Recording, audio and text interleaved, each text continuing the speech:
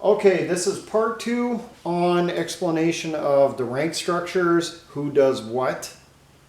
This is going to be officer ranks. This stuff was a request from a subscriber over at YouTube. The person's seen the stuff, read the book, seen the rank charts, but doesn't quite understand who does what. So we'll try to explain on this. Now down here, the very base officer is a second lieutenant, an O1. They have a single bar. It is either going to be one of two colors. If they're in a dress uniform, it's going to be gold. If they're out in the field, they're supposed to use subdued, and that's going to be brown.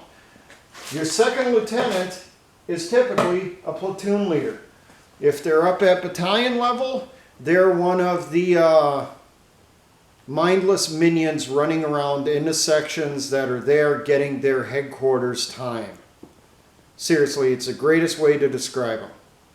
They're not really in charge of anyone but themselves. They have a little position that they're supposed to do, some task they're supposed to do, and they end up doing it once in a while. Now, when he gets smart enough, he evolves, he becomes a first lieutenant, an O2. One of two colors, single bar. It's either going to be silver if they're in a dress uniform, or it will be black for on their uniform in the field. They typically are a company executive officer. Okay, they are the second in command for a company. He reports to this guy here. Captain, 2 bars, parallel. Or as we referred to them, railroad tracks. These are either going to be silver on a dress uniform or black on a field uniform. They are typically your company commander. If it is in a headquarters element, a captain is typically the one that's going to be in charge of an actual section. They're the one that's going to be in charge of the operations section, the personnel section. And then some of the others you might see a first lieutenant filling in, like for a intelligence section, you know, the supply section and that stuff. Now, when they evolve, they go up to O4. They go from carrying bars to carrying leaves. The first one, single oak leaf, which will be either gold on a dress uniform or brown on a field uniform, is a major. Major is typically a battalion executive officer, the second in command of a battalion. Now, when he gets a little bit smarter or begins to give a crap, he might get promoted to lieutenant colonel. Still got an oak leaf, but the color's changed.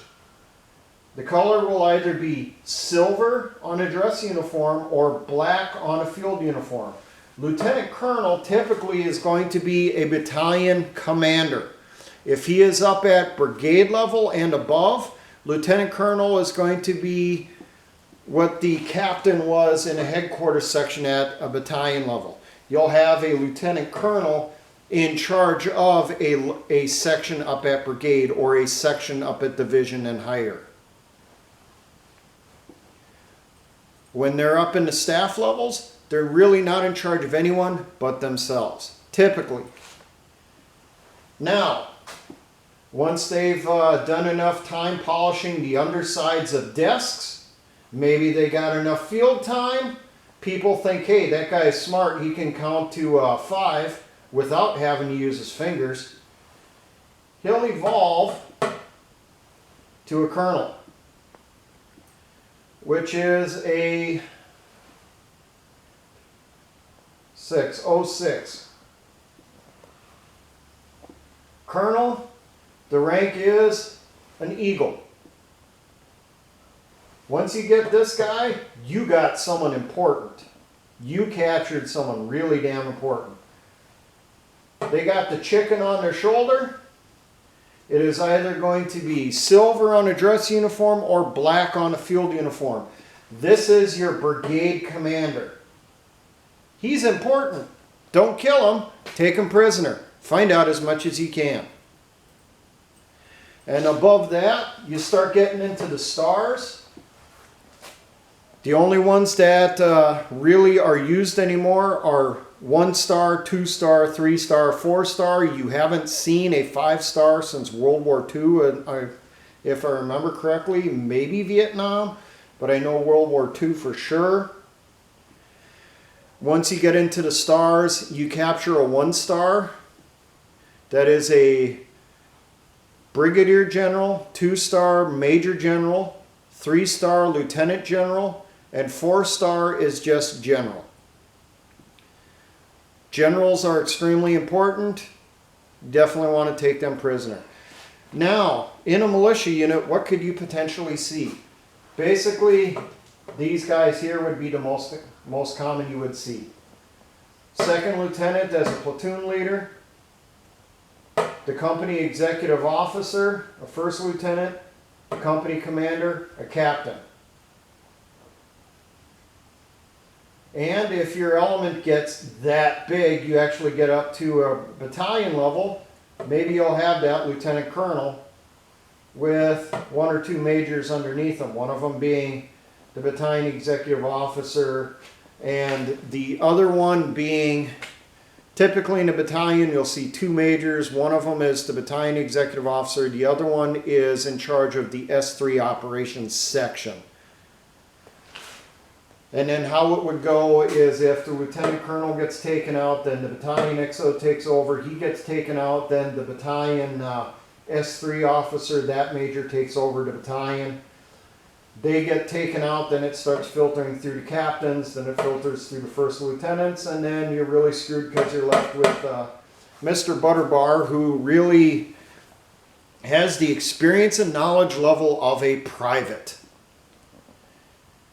You know, we had a joke in the military. What's the difference between a private first class and a first lieutenant?